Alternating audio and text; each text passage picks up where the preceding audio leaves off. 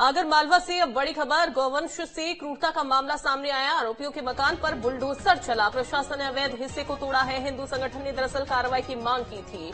तो गौवंश से क्रूरता का मामला सामने आया था। गौवंश की इसमें मौत हो गई थी। अब ये हिंदू संगठन की ओर से मांग की गई थी कि जो आरोपी हैं उनके मकानों को तोड़ा जाए। दरअसल गिरफ्तारी हो गई थी, लेकिन मकानों को तोड़ने को लेकर लगातार हिंदू संगठन की ओर से मांग की जा रही थी। अब देखिए यहां पर बड़ी कार्रवाई जो है वो की गई है। प्रशासन ने अवैध हिस्से को तोड़ दिया। तो हिंदू संगठन ने कार्रवाई की मांग की थी। अवैध हिस्से को तोड़ा गया है। आरोपियों के अवैध हिस्सा जो कि फिलहाल तोड़ दिया गया है। तो ये एक्सक्लूसिव तस्वीरें आपको दिखा रहे हैं। एक संदेश देने का काम किया गया कि इस तरीके की अगर घटनाएं होती हैं तो वो बिल्कुल भी बर्दाश्त नहीं की जाएंगी।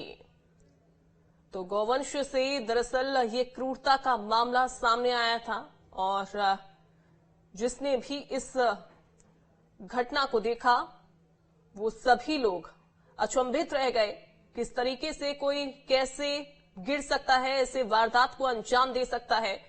गौवंश से क्रूरता का यह मामला सामने आता है। उसके बाद प्रशासन ने कार्रवाई की। आरोपियों को धर दबोचा गया, गिरफ्तारी हुई, लेकिन हिंदू संगठन की ओर से चक्का जाम किया गया था। चूंकि काफी आक्रोशित हिंदू संगठन के कार्यकर्ता थे और तमाम वो ग्रामीण थे जो कि चक्का जाम किए हुए थे और मांग की गई थी कि आरोपियों के अवैध मकान को तोड़ा जाए। अब देखिए आरोपियों के मकान पर बुलडोजर चला है तो उनके अवैध हिस्से को तोड़ दिया गया। तो हिंदू संगठन ने दरअसल कार्रवाई की मांग की थी। अब उनकी मांग पर दरअसल ये कार्रवाई हुई, सुनवाई हुई है। तो हिंदू संगठन की मांग पर सुनवाई प्रशासन ने की। अब बुलडोजर चलाया गया। प्रशासन ने अवैध हिस्से को तोड़ दिया। तमाम लोग भी उस दौरान यहां पर मौजूद रहे। तो गौवंश से क्रूरता का ये मामला सामने आता है। आगरमालवा से ये खबर आपको बता रहे हैं। ये तस्वीरें आप देख रहे हैं। जावेद हमारे साथ जुड़ गए हैं।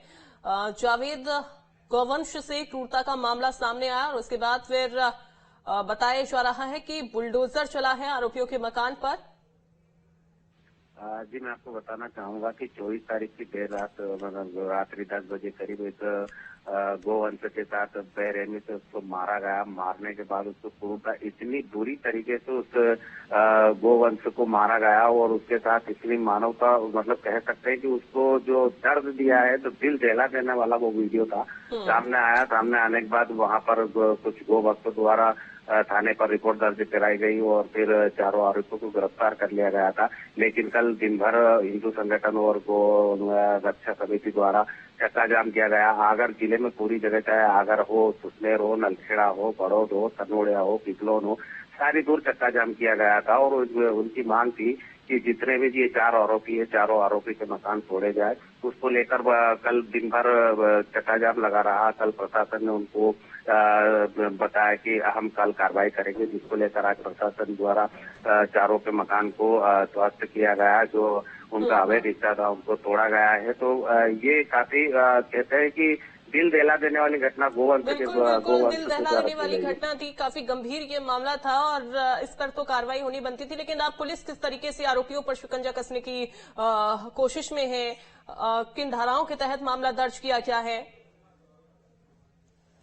चारों आरोपी को गिरफ्तार कर लिया गया है और गोवंश क्रूरता के अधिनियम के तहत धाराएं उनको लगाकर उनको गिरफ्तार करके जेल भेज दिया गया है। जेल इसलिए भेज दिया गया है कि अभी उनसे पूछताछ करेंगे, लेकिन जेल इसलिए भेज दिया गया है कि क्योंकि जो विश्व हिंदू परिषद है और बजरंग दल है, चाहे वो रक्षा समिति द्वारा, इसके द्वारा पूरे जिले में चक्का जाम किया गया था, जिसको देखते हुए पुलिस प्रशासन अलर्ट था। तो उनको अभी जेल भेज दिया गया है। जेल के बाद उनसे पूछताछ जारी की कि किस प्रकार से घटना को अंजाम दिया और क्यों घटना को अंजाम दिया गया। इतनी बहुत शुक्रिया आपका जावेद, जानकारी देने के लिए। नजर बना के रखिएगा। तो वाकई में गंभीर ये मसला था जिसके ऊपर बड़ी कार्रवाई की गई है। आगे बढ़ेंगे।